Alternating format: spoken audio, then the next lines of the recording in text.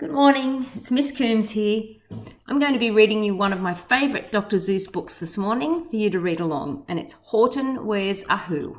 I hope you enjoy it. On the 15th of May, in the jungle of Nool, in the heat of the day, in the cool of the pool, he was splashing, enjoying the jungle's great joys, when Horton the elephant heard a small noise. So Horton stopped splashing. He looked towards the sound. That's funny, thought Horton. There's no one around. Then he heard it again, a very faint yelp, as if some tiny person were calling for help. "I'll help you," said Horton, "but who are you? Where?" He looked and he looked. He could see nothing there but a small speck of dust blowing past in the air. "I say," murmured Horton, "I've never heard tell of a small speck of dust that is able to yell." "So you know what I think? Why, I think there must be someone on top of that small speck of dust. Some sort of creature of very small size, too small to be seen by an elephant's eyes. Some poor little person who's shaking with fear that he'll blow in the pool. He has no way to steer. I'll just have to save him, because, after all, a person's a person no matter how small."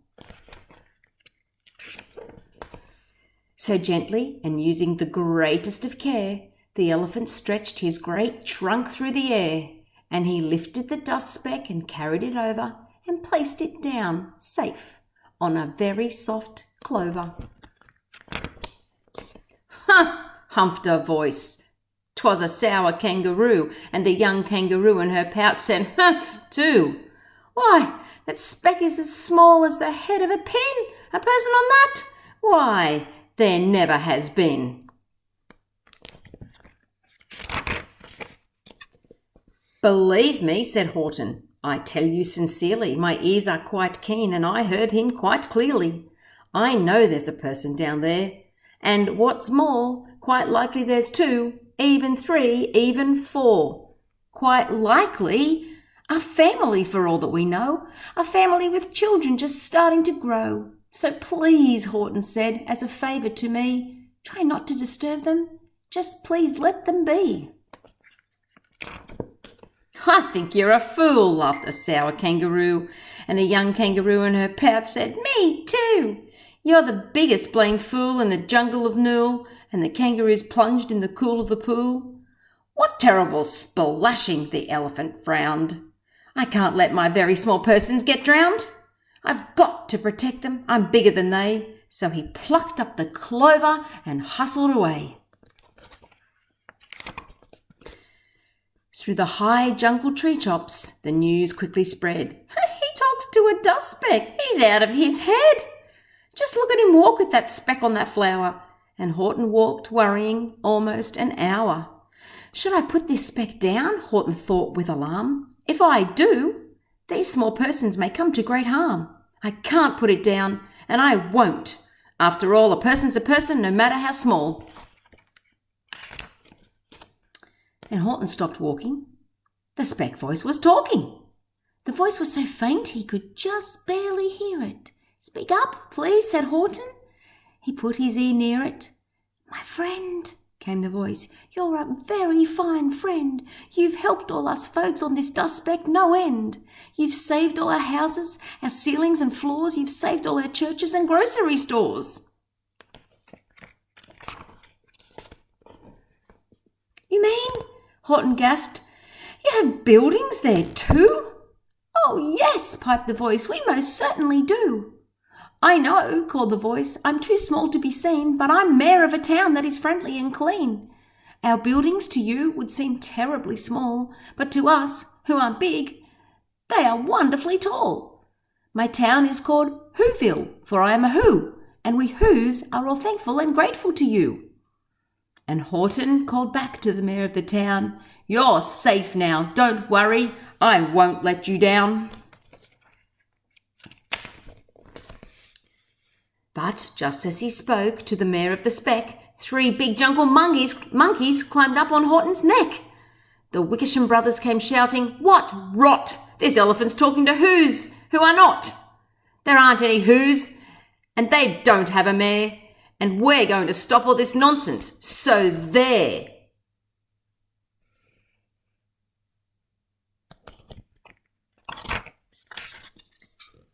They snatched Horton's clover, they carried it off to a black-bottomed eagle named Vladikov, a mighty strong eagle of very swift wing, and they said, "Will you kindly get rid of this thing?" And before the poor elephant even could speak, that eagle flew off with the flower in his beak. Oh, all that late afternoon and far into the night, that black-bottomed bird flapped his wings in fast flight, while Horton chased after, with groans, over stones that tattered his toenails and battered his bones, and begged, "Please don't harm all my little folks, who have as much right to live as us bigger folks do."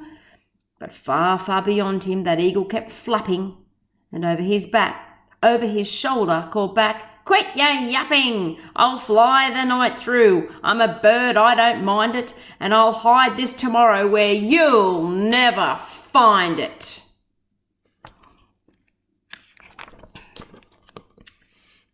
And at 6:56 the next morning he did.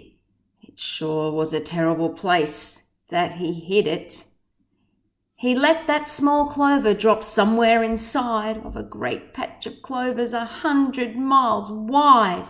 "Find that," sneered the bird, "but I think you will fail." And he left with a flip of his black-bottomed tail.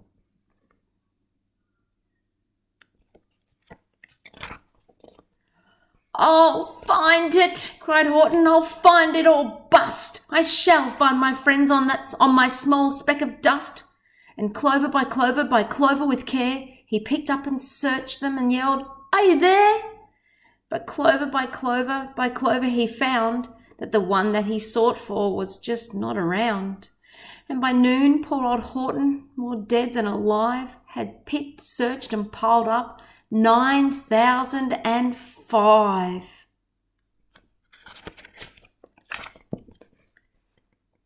Then on through the afternoon, hour after hour, till he found them at last on the 3,000,000th flower. "My friends," cried the elephant, "tell me, do tell, are you safe, are you sound, are you whole, are you well?"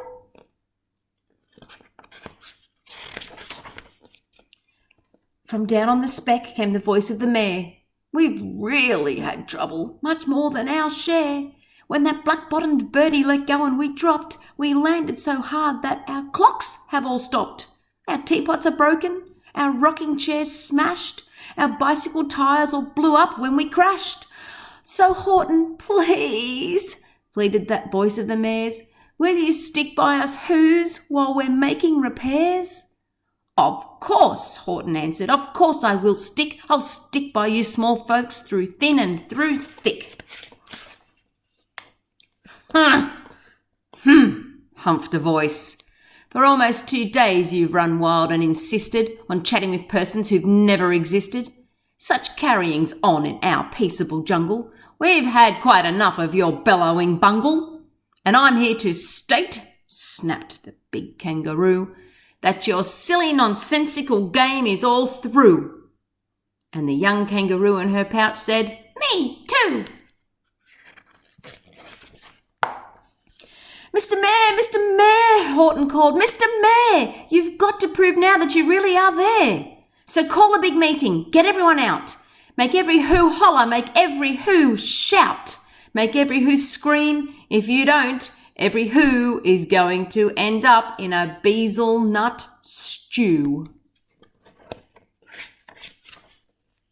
And down on the dust speck, the scared little mayor quick called a big meeting in Whoville Town Square.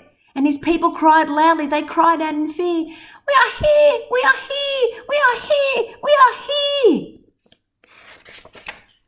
The elephant smiled. "That was clear as a bell.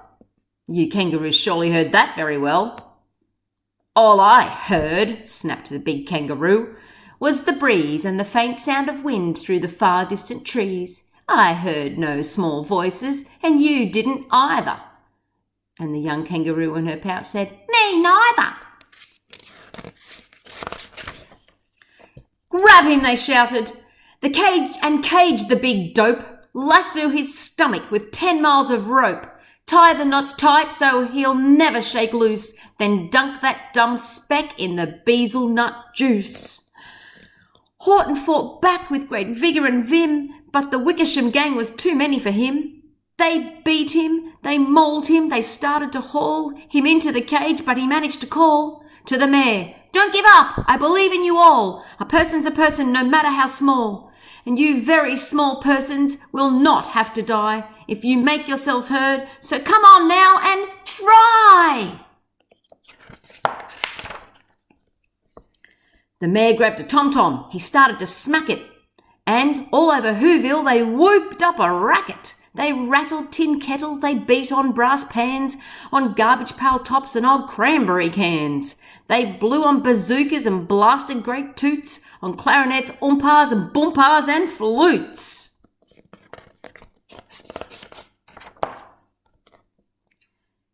Great gusts of loud racket rang high through the air. They rattled and shook the whole sky, and the mare called up through the howling mad hullabaloo, "Hey, Horton, how's this? Is our sound coming through?" And Horton called back, "I can hear you just fine, but the kangaroo's ears aren't as strong quite as mine. They don't hear a thing. Are you sure all your boys are doing their best? Are they all making noise? Are you sure every who down in Whoville is working? Quick, look through your town. Is there anyone shirking?" Through the town rushed the mare from the east to the west, but everyone seemed to be doing his best. Everyone seemed to be yapping or yipping. Everyone seemed to be beeping or bipping. But it wasn't enough, all this ruckus and roar. He had to find someone to help him make more. He raced through each building. He searched through each floor. And just as he felt he was getting nowhere and almost about to give up in despair, he suddenly burst through a door, and that mare discovered one shirker quite hidden away in the Fairfax apartments, apartment 12J. A very small shirker named Jojo was just standing and bouncing a yo-yo, not making a sound, not a yip, not a chirp, and the mare rushed inside and grabbed the young twerp. And he climbed with the lad up the Eiffelberg Tower. "This," cried the mare, "is your town's darkest hour. The time for all who's who have blood that is red to come to the aid of their country," he said. "We've got to make noises in greater amounts, so open your mouth, lad, for every voice counts." Thus he spoke as he climbed. When they got to the top, the lad cleared his voice and he shouted out, "Yop!" And that yop, that one small extra yop, put it over. Finally, at last, from that speck on the clover, their voices were heard. They rang out clear and clean, and the elephant smiled. Do you see what I mean? They've proved they are persons no matter how small, and their whole world was saved by the smallest of all. "How true, yes, how true," said the big kangaroo. "And from now on, you know what I'm planning to do? From now on, I'm going to protect them with you." And the young kangaroo in her pouch said, "Me too!" From sun in the summer, from rain when it's fallish, I'm going to protect them no matter how smallish. Well, I hope you enjoyed that reading of Horton Wears a Who, and I hope you're all doing lots of learning at home. Bye now.